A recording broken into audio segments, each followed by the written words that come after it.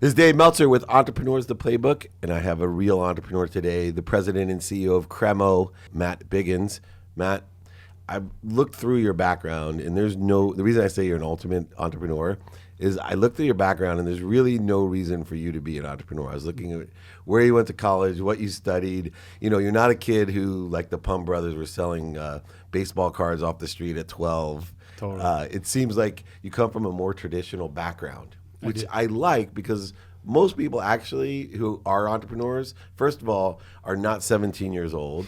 Second of all, they had normal studies. They had normal parents, and I want to understand how you made a transition from Nestle Corp, I think is where you, after you graduated college, yeah. Mm-hmm. your major was normal. Yeah, I was a poli-sci major. Me too. UCLA. Poli-sci and English. Go Bruins. I went to Occidental. I would have went to UCLA if they let me play football, but it's obvious why they didn't let me play football. So, great school, UCLA, normal studies. Yeah. And then end up working for, a big company and in the brand side of things. Yeah, so I worked for Nestle for 10 years, managed big brands, brands that everyone's heard of. But it was interesting as I progressed through my career, it was going well, it's successful. I was getting feedback that I wasn't a big company guy. And really? Yeah, a lot of my... What were the reasons you think? I didn't necessarily love to play by the rules. So there was a lot of, big companies, there's always bureaucracy, there's always hierarchy. There's that for HR, you mean? HR, no, not really in that area. I was okay with I played by those rules. Okay, good. But, for good reasons. I mean, big companies have high quality standards and, they want, it's a well-oiled machine. They're like me, let's be honest, because I'm an entrepreneur. Yeah. My problem with big companies, and I work for one of the biggest, is they like to have meetings about meetings. Right. Exactly. Meetings before the meetings, meetings, and then meetings after the meetings. And we literally were doing that when I left. And, there's nothing wrong with that. I mean, those companies, obviously, they are successful. They're the biggest companies in the world. It's just not for everyone. And that's the feedback I was getting was, hey, why don't you go start a company? But I'm also, I'm married. I have 2 kids.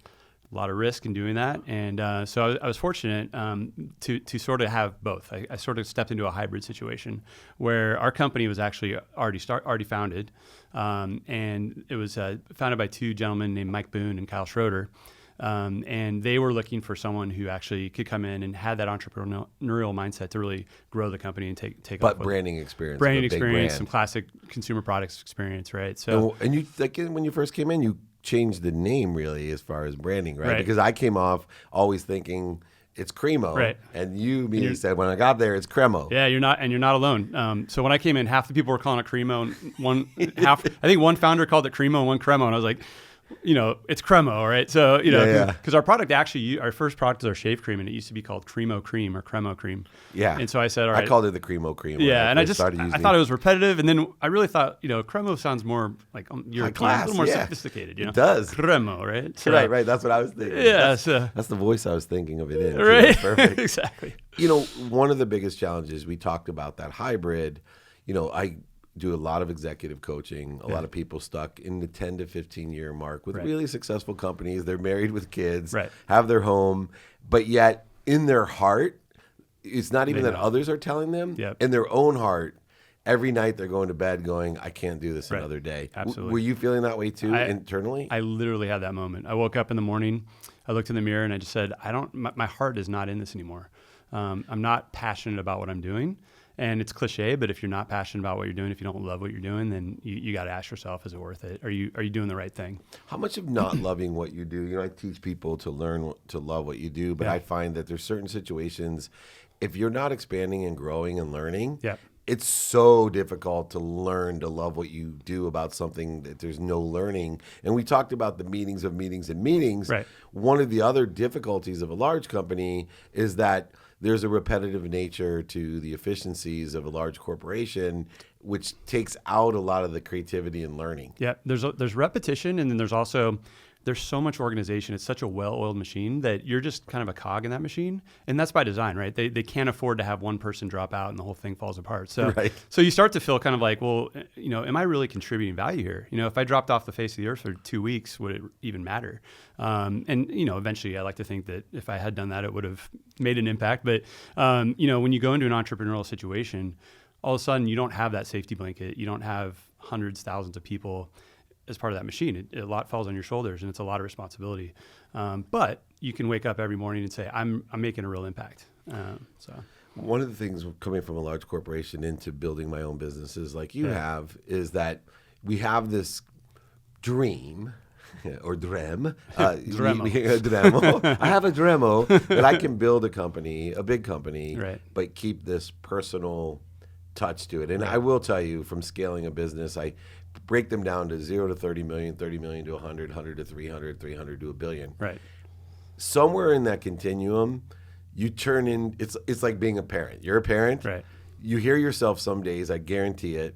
You hear yourself and go, oh my gosh, I'm my mom or my dad, right? Yeah. And it drives you nuts. Every day. Do you feel with Cremo, like sometimes like, oh my gosh, I'm Nestle's? Yeah. Yeah. I mean, Because you have success. Yeah. I mean, to level set, Nestle, literally the largest food company in the world. Right. We're still we're much bigger than we were when they started, but we're tiny still. But having said that, you get into things like politics. You get into divisions. Our divisions may be a handful of people, but they're still separated. You get silos, and so you start to see those things, and it's really important for us to maintain that small company vibe and that culture. Our brand is really all about that. It's about when we have consumers that correspond with us, send an email, social media, we respond to everyone individually. We don't send out a boilerplate response, and that's so it goes everywhere from how we treat our employees all the way through to our consumers. It's really important that we maintain that vibe. And that vibe, do you think, is based off of values? Because a lot of the small companies that I see have really strong values, and they'll teach the values before they teach technique. Yeah. So one of the differences I noticed with a big company is that, especially a conglomerate, right? So you have the Nestle company values, and then you have 100 brands under that company, and each of those brands has new ones coming every day. Yeah, they have their own personality, their own values, and they try to have that all level up to the company values. But you're acquiring brands, and they have different histories. At Cremo and other small companies, the brand is the company, is the brand is the company, and that's really nice because then what the values that you live and you're living every day are the same values that your brand stands for, and the values that are driving what you're saying to consumers, how you make your products, everything about the brand and the company is consistent. So if as an exit strategy, acquisition is on the horizon, and you have P&G, you could have L'Oreal, right? A variety of different people are playing in this space. I know Mitch just gave me a whole bunch of stuff, and on the shaving side, because it's such a hot commodity, it's super buzzy right now. Where does the values stand as far as is it just about handing it off into a multi-billion-dollar conglomerate again? Right. Here you're now stuck. Would you stay on? What type of decisions would you be looking at, and what would be important to you? Yeah, well, first of all, we have so much opportunity left to go. So, I would be lying if I said that would never happen, because every company is for sale at some point. Let me help the entrepreneurs out there. I always tell people, because I was the CEO of a public company, and everybody, they would ask me what my exits were and going to be public, all this stuff, and I say, look, I am here to maximize shareholder value. Right. So my philosophy of companies is Cremo is for sale. You just have to have enough money. That's a good way to You can always start over with all that money, man. If somebody gives you a ridiculous amount of money, sell. Right. Go start another company, save half of it, get a head start. Yeah. So that is a possibility at some point, but we have so much runway left, so much opportunity, things that we want to do.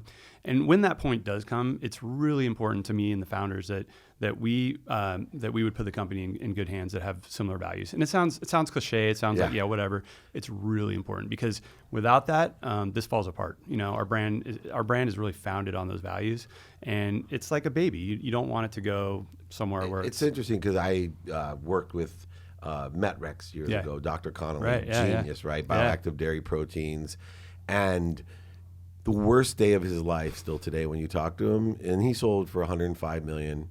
And at that time, that was a lot of money. Yeah, and he was the sole private owner, right? So it's good money. But he'll tell you, because they did not adhere to their values, right? GNC degraded his product ingredients, and it breaks his heart. And he spent like almost all of that $100 million trying to either compete or buy back his own company. Right. No, it happens all the time. It happens all the time, and not to talk bad about other brands, but you see like Kashi and Kellogg, right? Kashi was this great little company down in San Diego. Kellogg bought them. They moved them to Michigan.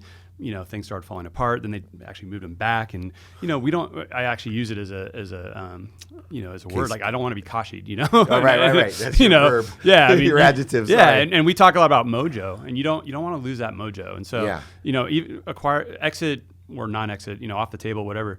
That mojo is so important to our company, and every day, that's what really makes us special. That makes us different. One of the other really cool, unique things about our company is that we're 100% bootstrap. So we've never taken a single dollar. Makes it easy. Yeah, we have no one to answer to except for ourselves. When we look at companies like yours that have this big O, right? Huge opportunity, but limited capability because you're only so big and you are bootstrapping it. It's not like you've raised $100 million to take this to the next level. Yeah. A lot of people ask me, how do I prioritize those opportunities? Right. Yeah, prioritization is so critical when you're a small company. I mean, literally every decision that you make is so much more important than a big company where you're making decisions all day, and no one decision is going to sink the company. So it's really important that you do prioritize. But the other thing that was a big learning for me coming from a large company like Nestle was that you have suppliers that you depend on in the early days.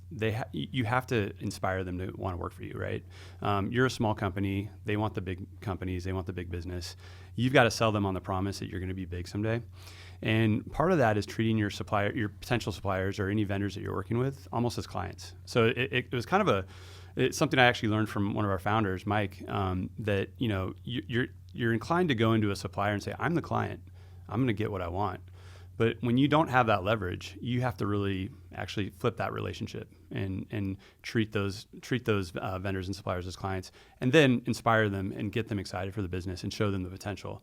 And so as you are more successful, leveraging that and showing how that will turn into something much bigger than it is today, I think is really important. What percentage of time or portion of time do you spend on, I see the face care and what I call male vanity growing and growing and growing. I've been in the space a long time because I represented athletes, and when it initiated, they wanted Troy Aikman, Steve Young, and Warren Moon to be the faces of these types of companies. Totally. Obviously, why? Yeah.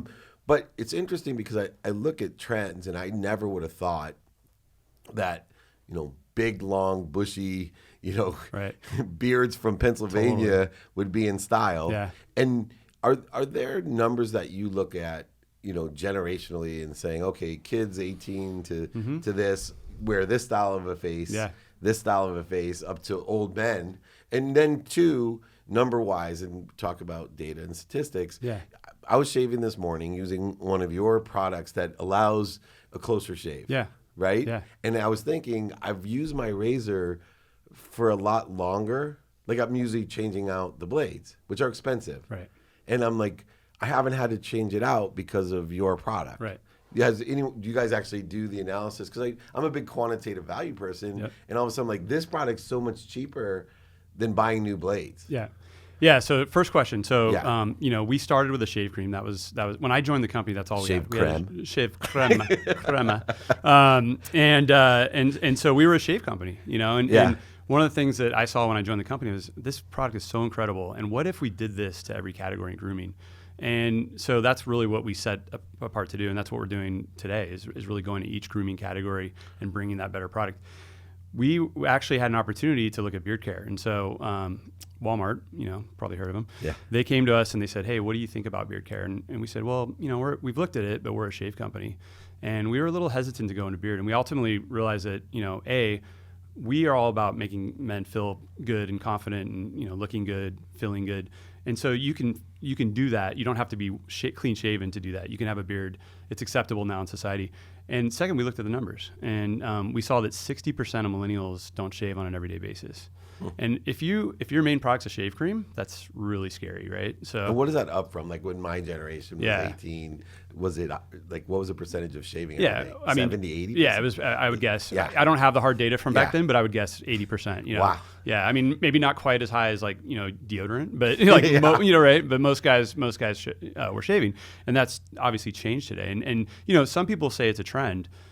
Because guys had beards in the 70s, but the thing is that at that time you could have a beard, but you couldn't really have a beard in the workplace, and it wasn't as accepted as it is now.